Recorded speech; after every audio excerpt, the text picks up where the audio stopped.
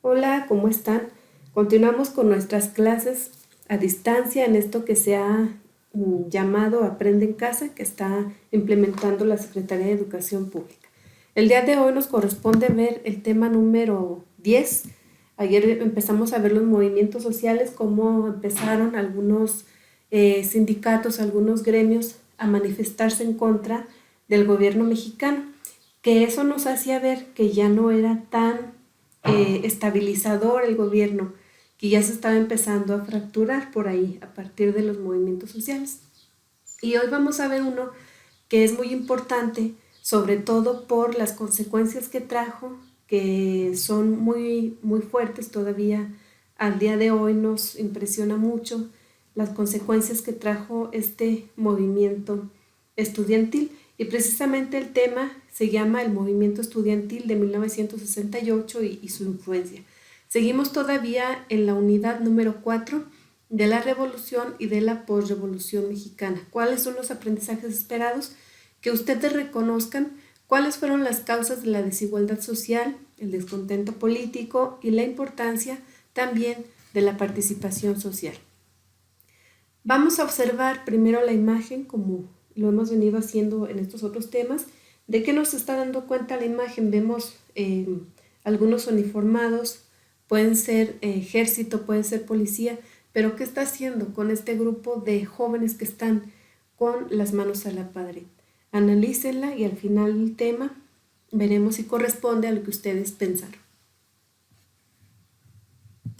Bueno, miren, para entender el tema de los movimientos sociales que hemos venido viendo, tenemos que tener en cuenta un concepto. Ayer veíamos dos conceptos, sindicalismo y gremio. Hoy vamos a ver cuál es el concepto de autoritarismo, por qué los estudiantes van a oponerse precisamente a ese autoritarismo del gobierno. Y vamos a ver que el autoritarismo es que quien ostenta el poder y lo ejerce actúa conforme a su voluntad y no hay lugar realmente para la participación social, ni mucho menos se respetan ciertos derechos y libertades como la libertad de expresión, una de las cuestiones que a lo mejor el autoritarismo no va a estar respetando. Entendiendo esto, vamos a ver que el movimiento del 68 lo que nos dice, jóvenes, es que hay una nueva generación una nueva generación joven, para empezar, y que tiene diferentes pensamientos. Ya no es la misma juventud, esta que ya tiene ideas de libertades de expresión, de derechos, de que se mejoren las condiciones de vida de la gente más humilde, de los trabajadores, de los padres de estudiantes que están a lo mejor becados en algunas de estas instituciones. Y ellos tienen precisamente ese pensamiento que va a chocar con, tal vez, lo dicen algunos historiadores, el conservadurismo que había venido dándose en México y también en el gobierno mexicano. Entonces entendamos, jóvenes, que como ustedes, estos estudiantes jóvenes que se están manifestando tienen nuevas ideas de libertades y de justicia sociales. Van a exigir a través de algunas manifestaciones un gobierno democrático. No quieren un gobierno autoritario como el que se ha venido manejando a partir, ya lo hemos dicho y lo vuelvo a repetir, de la posrevolución mexicana. ¿Cuándo inicia la posrevolución? En 1920 con el gobierno de Álvaro Obregón, y a partir de ahí vemos que hay un gobierno de cierta manera autoritario que está presente en la vida cotidiana, en la vida nacional. En todo está presente el gobierno. Y lo que quiere esta nueva generación de jóvenes es que ya el gobierno no sea tan autoritario y que dé oportunidades también, que sea un gobierno democrático. Es lo que ellos piden, que haya mayores libertades y mejores condiciones de vida. También van a pedir algo muy importante, participación política. Siempre, lo vimos ayer, era el Partido Revolucionario Institucional, el partido oficial, el que casi siempre ganaba en las elecciones de la República Mexicana. Los jóvenes quieren también que haya participación política de otras partes. Bueno, Estos estudiantes que ya se están manifestando, que ya están saliendo a las calles a pedir esta democracia, estas libertades, mejores condiciones en las universidades públicas, sobre todo el Politécnico Nacional y la UNAM. Bueno, el gobierno no va a responder de una manera pacífica, sino que estas manifestaciones las va a reprimir. Uno de los acontecimientos que se menciona mucho es el llamado bazucazo, que no es otra cosa más que la policía entra o va a dañar una de las puertas de la preparatoria número 1 de la UNAM con un bazucazo y va a lastimar a varios jóvenes. Los estudiantes se manifiestan y el gobierno responde con medidas muy agresivas, con represión contra estos jóvenes que están pidiendo todo lo que ya hemos mencionado, y en las imágenes ustedes pueden observar el abuso de autoridad de la policía. Muchos jóvenes van a ser dañados, van a ser golpeados, incluso algunos van a desaparecer, van a ser muy torturados por ejercer una de las libertades fundamentales, que es la libertad de expresión. Muchos jóvenes van a ser agredidos. ¿Y cuál es la respuesta de la UNAM, de la Universidad Nacional Autónoma de México? Bueno, el rector va a salir a apoyar a los estudiantes. El rector Javier Barros Sierra sale y apoya a los estudiantes y pide que la policía no vuelva a poner un pie en las instalaciones de la universidad. Pide la autonomía universitaria, que se respete la autonomía universitaria y el derecho de estos jóvenes estudiantes a manifestarse. Tanto el Politécnico Nacional como los estudiantes de la Universidad Nacional Autónoma de México van a iniciar una huelga en sus universidades y van a crear también un Consejo General de Huelga, el CGH, para ir coordinando todas las acciones que iban a ir tomando para poder ejercer esta libertad de expresión. ¿Qué era básicamente lo que pidieron los estudiantes a través de o después de esta agresión a los estudiantes de la preparatoria? ¿Qué van a pedir?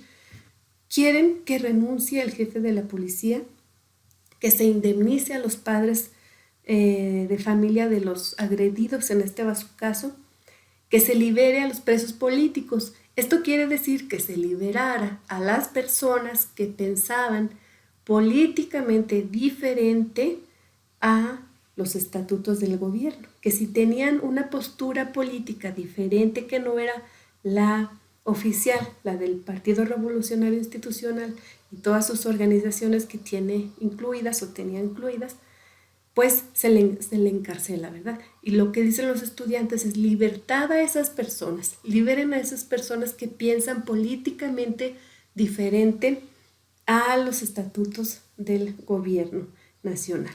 ¿Qué van a pedir? Lo que venimos mencionando, democracia en lugar de autoritarismo.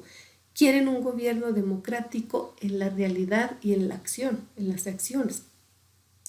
Quieren también o pedían también que se disolviera el Partido Revolucionario Institucional que ha venido gobernando ¿desde cuándo? Desde su creación en 1929 hasta esos años, los años 70, y lo que ellos quieren es que se disuelva y que haya participación política. Y que no fueran, también lo que van a pedir, esto tómenlo mucho en cuenta también y ojalá lo puedan ir analizando, que antes en el Código Penal se establecía que que las manifestaciones iban a ser reprimidas, o sea, no había oportunidad de manifestaciones y eran reprimidas por el gobierno. Estaba penalizado la manifestación y lo que quieren los estudiantes es que se quite ese elemento del Código Penal y que claro, que los estudiantes, que cualquier otra persona puedan manifestarse, que no sea un motivo para que sean encarcelados nadie.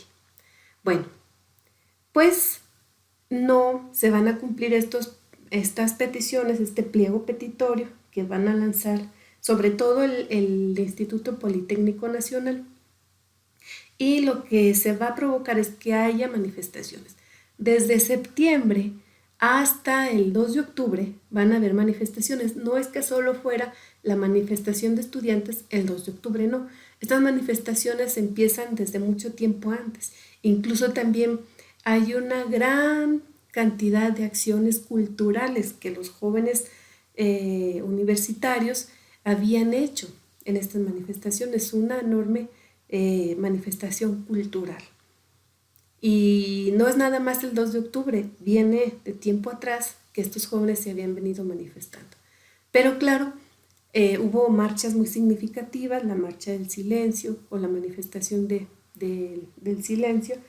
Y el día 2 de octubre, que están unidos varios estudiantes, tanto de la universidad, del Politécnico, de otras se van a unir también otras universidades privadas, pues, ¿cómo va a responder el gobierno a esta manifestación? Y aparte de que está muy cerquita de conmemorarse las Olimpiadas, y las Olimpiadas se iban a llevar a cabo, o se llevaron a cabo, en México. Entonces, el gobierno mexicano no podía permitir toda esta mala conducta, entre comillas, de los estudiantes, cuando tenían en puerta ya ese evento de las Olimpiadas. ¿Qué hace el gobierno? El gobierno no va a responder de una manera pacífica o no va a conciliar con los estudiantes. Va a mandar tanto al ejército, a grupos paramilitares y también va a mandar a francotiradores a enfrentarse a los estudiantes en esto que se conoce como la masacre del 2 de octubre de 1968. ¿Qué manifestaba esta acción del gobierno? Bueno, pues que no estaban preparados todavía para conciliar, para mantener una conversación con los estudiantes. Hubo una gran cantidad de muertos y desaparecidos en esta manifestación después de que llegan los grupos paramilitares, los francotiradores, el ejército. Hay desaparecidos y hay muertos también, lesionados muchísimos, y quienes logran escapar también, que luego aquellos estudiantes se van a convertir en estos grandes intelectuales que tenemos hoy en día. Muchos vienen del movimiento de 1968. Y lo que les menciono es que estas acciones solo van a reflejar que el gobierno todavía era incapaz, el gobierno mexicano, que entonces de presidente estaba Gustavo Díaz Ordaz, que no era todavía capaz el gobierno de negociar y de solucionar las demandas de esta generación que era diferente, jóvenes, que a lo mejor tenían una forma de pensar muy diferente como la que ustedes tienen ahorita, conforme a la forma de pensar tal vez mía o de sus padres o de sus abuelos. Esta generación también tenía sus formas diferentes de pensar, nuevas. Muchas venían de fuera, traídas de movimientos como por ejemplo los de la Revolución Cubana. Y todos estos ideales se trajeron a México. Es muy corto porque así ahorita estamos viendo estos temas, pero el movimiento del 68 tiene muchos matices y lo podemos ver de diferentes maneras. Y faltarían muchos elementos de agregar aquí, pero ustedes pueden buscar información en internet para que complementen esta información. Pero una de las conclusiones a las que tenemos que tener mucho cuidado es esto, que el gobierno no estaba preparado para dar una solución a esta generación que pensaba diferente, y también lo que se tenía, se evidenciaba, era que era urgente un cambio político y un cambio social en México a principios de los años 70. Para que ustedes complementen este tema, que les sirva a ustedes de reflexión, pueden buscar en internet. Y les recomiendo también, algunos grupos ya vieron la película de Rojo Amanecer, y los que no la han visto pues también es una recomendación, pero sí que busquen información en internet. Mañana nos vemos con otro tema para que vayan haciendo su trabajo final que van a entregar el día sábado. Nos vemos mañana.